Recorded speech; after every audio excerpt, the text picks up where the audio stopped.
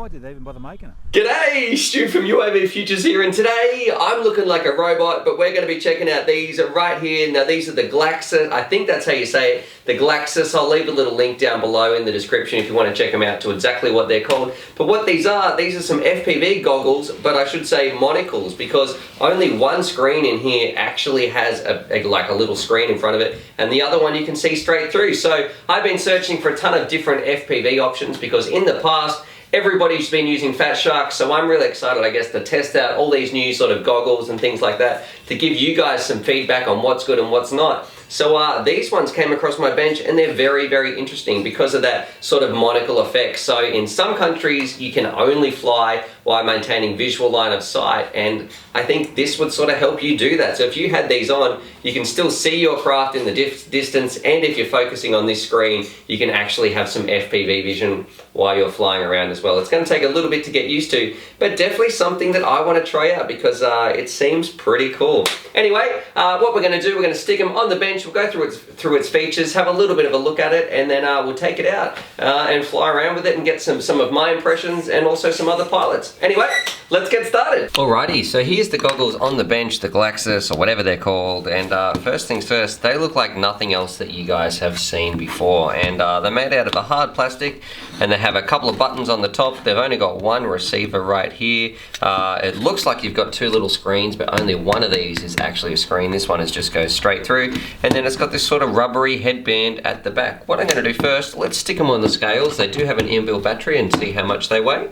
Alright, got my scales here, let's stick them on. So with the headband, it's coming in at about 211 grams. And despite that, you know, they're not super heavy, not super light, pretty standard, but they really aren't very comfortable, I guess. In terms of sitting these things on your face, all you've got, if we look at the sort of protection right here, is this tiny little rubberized nose part, and then that's it. The rest, this part is all hard plastic, and you've got this sort of adjustable plastic strap at the back with this funny little clip. So that part I'm not too impressed with, because too bad, there's sort of no options to make this fit your face. So too bad if you don't have a face perfectly designed for this, because they're not going to be a very comfortable or very well suited goggle. Now if you look at some of the features on here, look, it does have just across the top, so you've got a little light to tell you if it's working or not. We've got our little receiver that we spoke about before.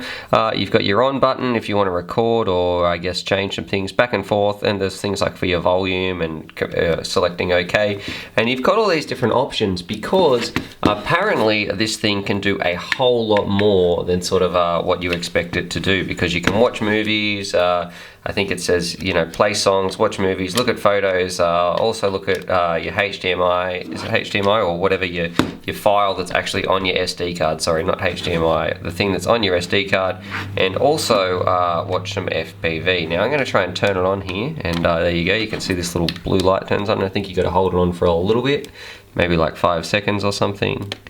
There we go, and maybe, just maybe, you guys will be able to see the screen in there. Now it's going to be out of focus, but you can see only one of those is actually has a picture in there. So this one right here, this is for your right eye, and that's where you'd see your FPV footage when it's working, and on the left eye, this is where you're going to be looking at your quad line of sight.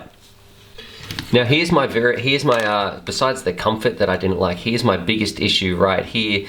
I don't know how to work this menu. So this menu was a total disaster trying to get that. Unless you're fluent in Chinese and understanding what things are saying, and you like buttons that work sometimes when you press them and other times don't work very well, stay away from these bad boys, because it took me, I'm not even kidding, about 10 minutes to try and get it onto the actual 5.8 gigahertz setting, and then maybe another 10 minutes for scanning. And when it was scanning through the channels, I had no idea what channel it was on. It just went round and round and round for about 2 minutes until it finally locked onto one of the channels, one of the ones that the quad was on. I wasn't even sure if it was on the correct one or just a neighboring channel, but and then I went for a fly. So trying to navigate this menu is almost impossible, and the buttons really don't work very well.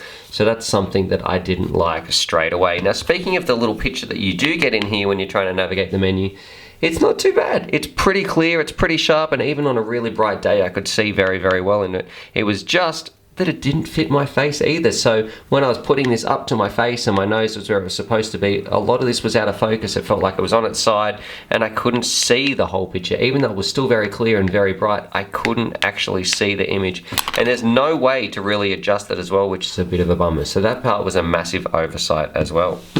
Now in the middle here, look, something, and I really do like this feature, it does have the option to record some of your DVR right here, but did I try and use that? No way, because I had enough trouble trying to get this to work by turning it on. There was a whole bunch of Chinese that I couldn't read in the menu. So look, this thing does have DVR. I'm sorry, but I just didn't use it because it was hard enough just to put this thing on a channel and fly with it, let alone try and start recording on the DVR. So I didn't do that, but it does have that DVR capability if you are interested in using this thing. Anyway, you can probably guess my feelings about these goggles. Look, I don't mind the look, you know, it's kind of futuristic looking and it does look pretty cool. And it was very bright when I was down there. I could still see my picture and things, so I was actually pretty impressed with, even though it looked like there'd be a lot of light in, just how well and bright the screen was.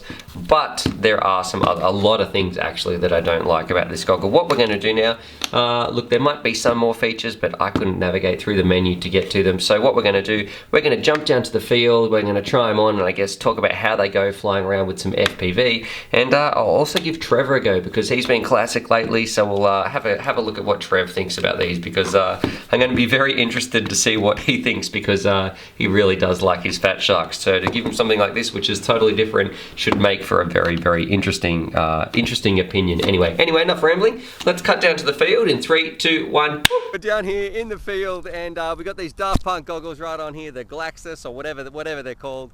And yeah, it's kind of weird having some goggles on and still being able to see everything. So what we're going to do, we're going to fly around, and I guess we'll record some of my impressions with these bad boys right here. So I'm going to figure out how to turn them on and then get flying. It's weird because I can actually see out of both eyes at the moment until I turn this screen on. Rightio, so I've finally got it working. That menu is a massive pain, so that took forever, but it's really bizarre. So I can actually see my FPV feed right here, and I'm looking through at the camera there. So now what I'm going to do, I'm going to switch over and I'm going to concentrate on my flying. So hopefully we can get some of this, you know, we can get some impressions on what this is like. So maybe I'll have to close one eye, I don't know. I don't feel like it lines up very well to my eyes. That's a little bit annoying. I don't even know if I can hit a gate. I'm definitely flying around, but it feels a little bit laggy as well, like it's a little bit behind. It's pretty flickery.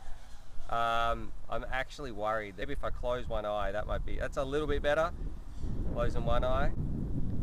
So that makes it a little bit easier to concentrate. Can I hit this gate? Oh, just. Okay, I can't talk and fly this thing at the same time. I'm gonna have to bring this in. All right, well for me, that was totally, that almost felt impossible to fly. Super laggy, and it's really disorientating because you've got like these two images going at the same time, and yeah, I'm not really a fan of these ones actually. Maybe if you close one eye and you could get used to it, yeah, maybe. But for me, I would much prefer either like the Fat Sharks, of course, or even like the big box style goggles, because this one, yeah, I'm not really sold. And also I felt like it was a little bit hard to adjust as well. And that's not even mentioning the menu, which was next level difficult, unless you can read Chinese, because this thing took me forever, and it just scanned into my channel, and then yeah, it was, Trevor just crashed. And yeah, kind of a difficult and awkward goggle. Look, it did have a clear screen, but there's a lot going on there, and it's very, very confusing. Trevor, you want to go with these bad boys? You got to talk me through this, Trev, because I had some major difficulties. If you can do one gate with this, I'll be impressed. So notice on your left eye you can see. Oh, I can see my quad. Yeah, but on your right eye you can see the screen. Before you take off, how does the picture look right now? Yeah, there's no guns in this one though. Robot Code had guns. Can you see? Is it quite clear? Yes, it's bright, even though there's quite clear, but gee, it really fits funny in your head. It's not centered to your eye. Mm. I don't think it's not really close enough to your eye because you can't see the whole picture, but it's clear enough. All right, I'm gonna. Even though there's heaps of light on the outside, can you still see your image quite clearly? Yeah. Yeah. I'm just armed. Friggin' hell, it's delayed. The delay on that is. You can't say delayed on YouTube. Oh, I'm sorry. It's just. All right, have another go. Again. Yeah. Like. Just go for a gentle little nice hover. Oh, there. Oh, I nearly said it. Look, anyone that wants to go out and buy these, you'd be wasting your money. They are crap. That is the worst thing I've seen. No kidding. If you're going to take off, you've got to think about it 5 seconds beforehand, because it's so delayed, it's not funny. So you're getting some latency? Latency? Might as well pack up and go home. You're going to fly with these. Do you want another go? Oh, that's terrible. Yeah. Jesus.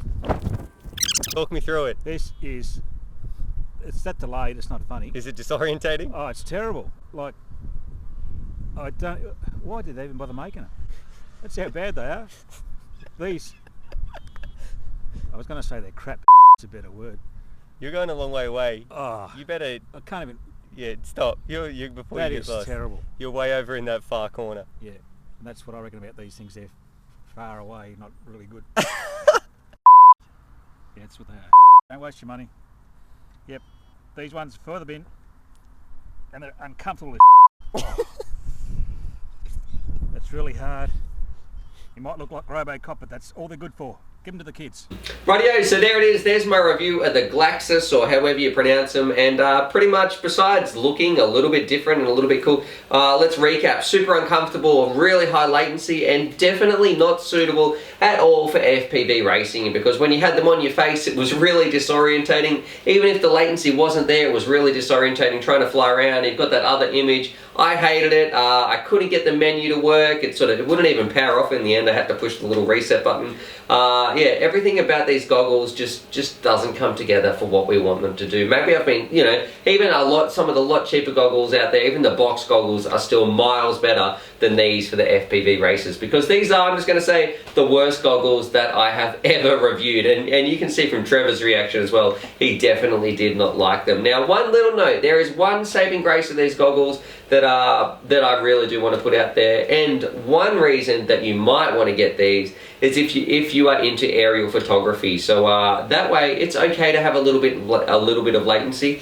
And I can imagine a situation where your quad is up there, it is filming something, you're checking out what its image looks like with your goggles on this side, on your right eye, and on your left eye you're actually focused on where you're flying, and so that latency is okay. So they might be useful for some filmmakers out there, but they are definitely useless in terms of racing quads, which is a bit of a shame, because they are still a fair chunk of money to get some of these. Now they're totally useless for me, but I was thinking if there are any of my Patreon supporters out there who do need a pair of these goggles and they're interested in phantoms, or they do some aerial photography as well, definitely send me a line through my Patreon, because I want to post these off to one of my Patreon supporters, because maybe there's someone out there as one of my supporters who will get more use out of these, because I know that I'm not going to be using them with these sort of racing quads anyway. Anyway, hopefully you guys like that.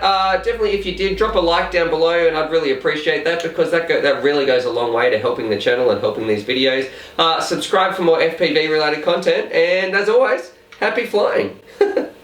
I do think they look pretty cool. I did laugh at Trevor saying, oh, they look like Robocop, or no, robot man, robot police, whatever he said. Robocop. Alrighty, so hopefully you guys enjoyed that video. Definitely subscribe if you're new to the channel and check out these videos. And I'm also going to leave a little link here to my Patreon page, because I've got some fantastic Patreon supporters and I like to give back to them as well. So if you want to join the UAVfutures family, there's things like bonus velcro straps, little bundles of FPV goodies and things like that that also get sent out. Anyway, happy flying.